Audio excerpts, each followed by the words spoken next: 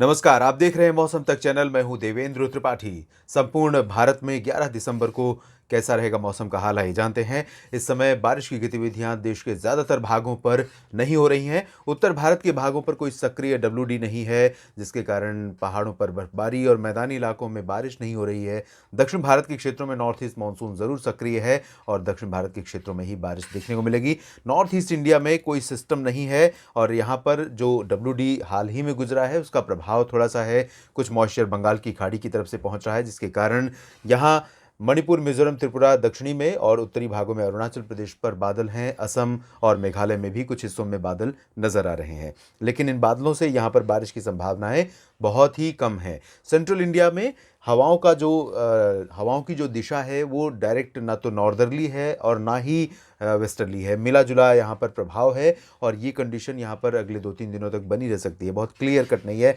झारखंड से लेकर Bihar, east UP, Jharkhand से लेकर मध्य प्रदेश और महाराष्ट्र तथा गुजरात के ऊपर हवाओं की जो दिशा है वो बहुत ही मिश्रित है। मिक्स्ड नेचर की विंड यहाँ पर चल रही है।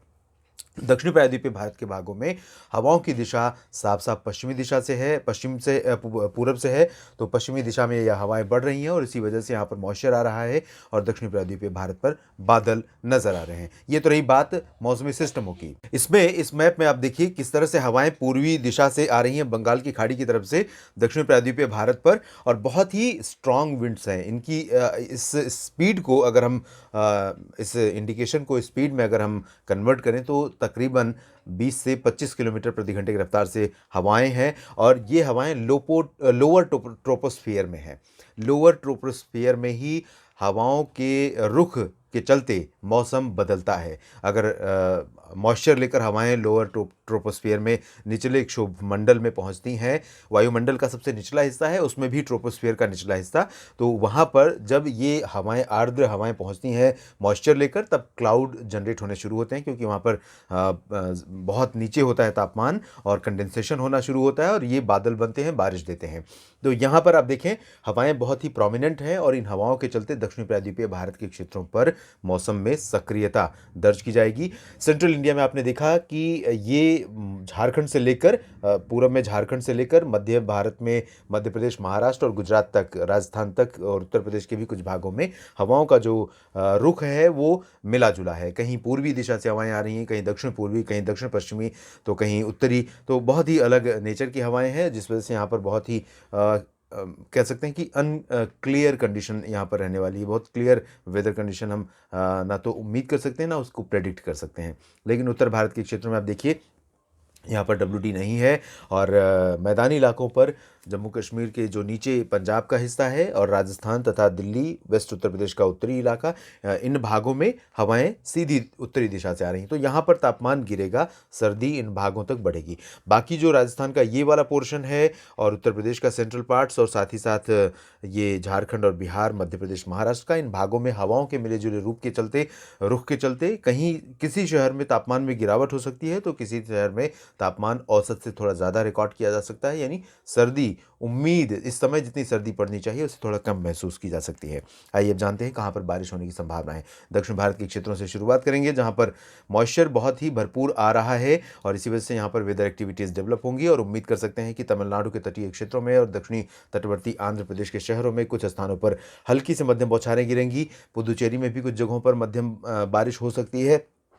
आंतरिक तमिलनाडु के हिस्सों में और दक्षिणी आंतरिक कर्नाटक, रायलसीमा, केरल, इन भागों में भी कुछ स्थानों पर हल्की वर्षा होने के आसार हैं।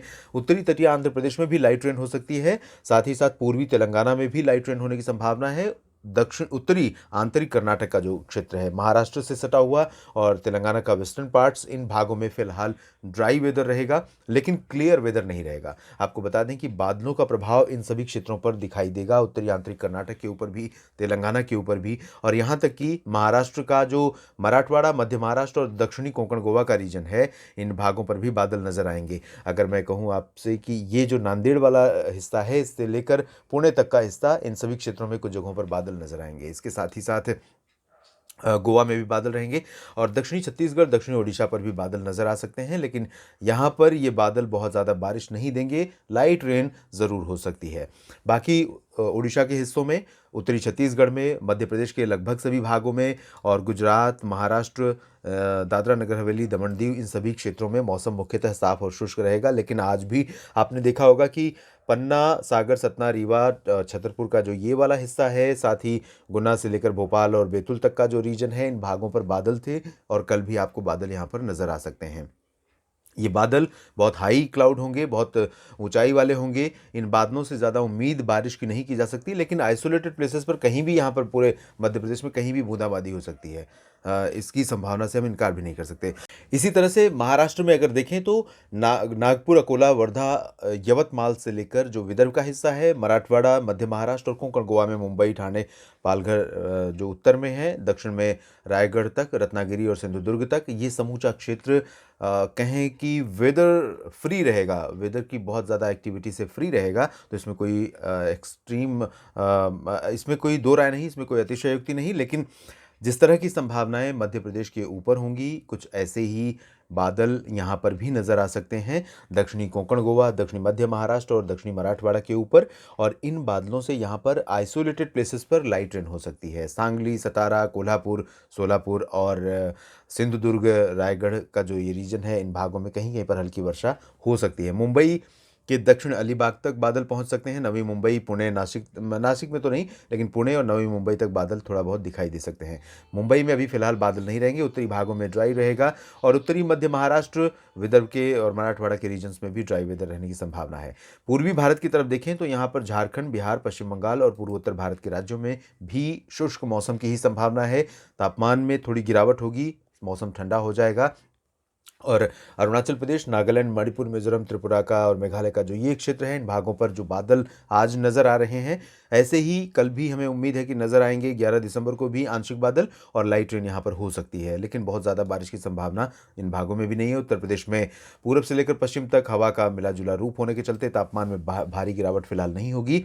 उत्तरी तराई वाले रीजन्स में ड्राई वेदर और ठंडा वेदर रहेगा, ठंडा मौसम रहेगा।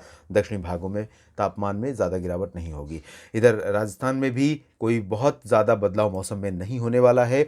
दक्षिणी भागों में जैसलमेर, जोधपुर, अजमेर और सवाई माधोपुर से लेकर जो नीचे वाला हिस्सा है, इन भागों में पूर्वी हवाएं आएंगी जो आर्द्र होंगी। तो इन क्षेत्रों में तापमान थोड़ा सा औसत से ऊपर रिकॉर्ड किया जा सकता है। लेकिन इससे ऊपर जब हम चलेंगे, गंगानगर, हनुमानगढ़, चूरू और अलवर, भरतपुर, झुंझुनू, जयपुर, ये रीजन, दिल्ली और वेस्ट उत्तर प्रदेश का क्षेत्र, हरियाणा, पंजाब, इन भागों में सीधी उत्तरी हवाएं आएंगी।